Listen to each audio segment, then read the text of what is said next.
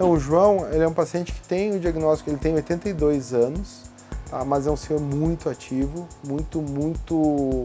cabeça muito boa também. E ele tinha essa fibrilação atrial já há muitos anos, ele tem mais de 15, 20 anos de fibrilação atrial, mas ela era paroxística, ela entrava e saía e durava pouco tempo. De meio ano para cá, um ano para cá, ele foi ficando mais tempo em fibrilação atrial. Ele chegou a ficar 12 horas, 14 horas em fibrilação atrial. Isso trazia cansaço para ele. Aí teve o pico da... Eu tinha o retorno, mas teve o pico da pandemia, eu voltei depois de 3 meses. Ele disse, olha, tá pior, sua arritmia é melhor fazer logo antes que o senhor tenha mais idade e aí tenha mais dificuldade da operação.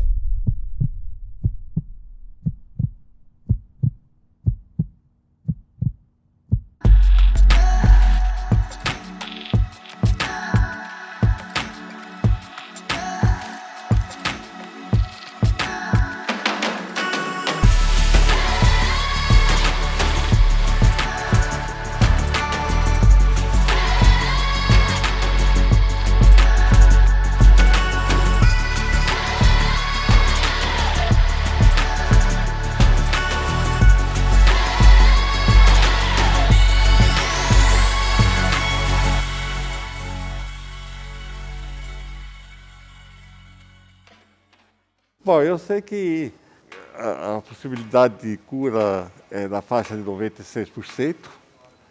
Eu vi na internet, levantei, tem os dados da internet sobre esse tipo de operação do próprio Incorta. E para mim eu não vejo problema nenhum. É um risco, mas é um risco que possivelmente vai valer a pena. Vou usar o termo cura, em alguns casos isso existe. Com ablação, por exemplo, se tem um foco arrítmico, eu posso eliminar aquele foco arrítmico e o paciente está curado. Depois da ablação, eu não precisei fazer mais nada. A ablação foi o suficiente para tirar a arritmia. Existem algumas outras que têm períodos de remissão e de exacerbação.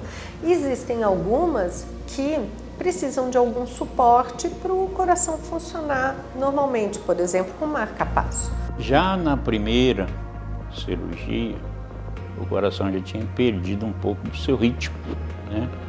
Do seu compasso dele, né? Ele batia meio descoordenado, já existia já uma arritmia de um grau até regular nele. Na segunda ele complicou bem, foi aonde entrou o marca-passo. E o marca-passo tem essa capacidade de identificar quando falha um batimento e aí ele libera um batimento artificial. O marca-passo ele tem um eletrodo e ele vai se conectar até o coração e ao longo do seu trajeto a natureza pega aquilo para ela. Então quando a gente precisa fazer uma extração de eletrodos, você tem que tirar toda essa fibrose que gira em torno do eletrodo, né, para você poder fazer essa extração. E quando isso acontece? Quando às vezes tem fratura desse eletrodo, quando tem infecção de todo, a gente tem que tirar todo esse sistema.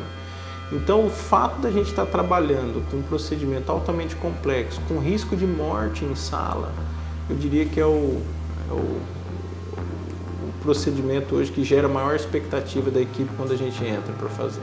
Então justamente pelo fato da gente ter essa expectativa alta de ter que entrar num procedimento tão complexo, é por isso que a ciência está evoluindo trazendo para marca-passos que não precisem de eletrodos. Eu tenho um marca-passo diferenciado, né? Esse marca-passo ele tem uma tecnologia nova. Aqui no Brasil eu fui um dos primeiros a ter esse marca-passo implantado. Ele é micro, então o tamanho dele é mais ou menos o tamanho de uma cápsula de um remédio, né? Esse eletrodo é onde possa gerar procedimentos de maior complexidade. Então eliminou-se o eletrodo e colocou-se esse marca-passo. Um desfibrilador ele envolve um gerador um pouquinho maior, né? Geralmente também são introduzidos dois ou eventualmente até 3 fios, dependendo do problema do paciente. Eu uso o aparelho já há 6 anos, ele já foi implantado há 6 anos. E além de uma função marca-passo normal, o desfibrilador tem a capacidade de reverter uma arritmia potencialmente fatal. A esmagadora maioria, mais de 99% dos procedimentos realizados em intervenção em arritmologia se tratam de intervenções minimamente invasivas, quer seja, implante de marca-passo, implante de desfibrilador e ablação por catéter. No procedimento de ablação, a gente também encontra o circuito elétrico desse paciente, onde está essa arritmia, onde ela está passando, né? onde o circuito se encontra, faz um mapeamento desse circuito e faz e promove a cauterização. Então ali a gente tem 2 catéteres do coração, um catéter está no seio coronário, outro catéter está lá na veia cava superior. Agora eu estou colocando o terceiro catéter, que é o catéter de ablação. Então, através desses catéteres que a gente vai primeiro construir a anatomia dos átrios e depois fazer a ablação. E vai mexendo o catéter e vai construindo então a anatomia inicialmente do átrio direito, depois a gente vai para o átrio esquerdo.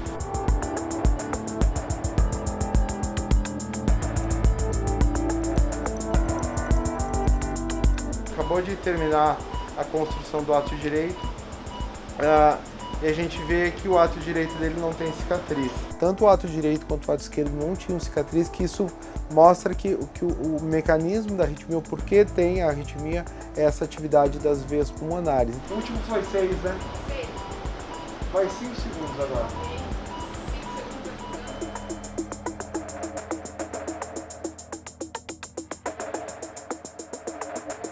Isolou.